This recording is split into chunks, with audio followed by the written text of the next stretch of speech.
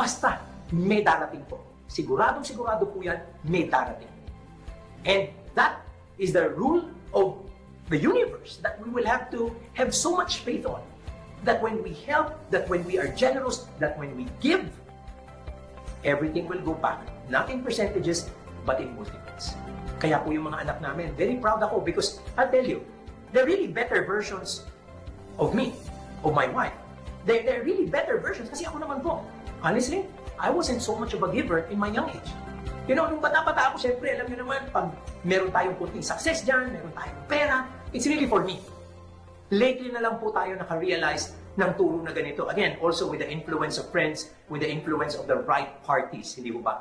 Pero ngayon, ang advantage is, I can now influence my children in the same way and at a very young age. So makikita ko, ang ganda ng pakiramdam ko when they, give something to their yayas, when they give and hand out something to drivers. Yan, si Pipi po, pag nakaka-close siya ng real estate deal, binibigyan niya yung driver, buti pa yung driver, nabigyan ako hindi.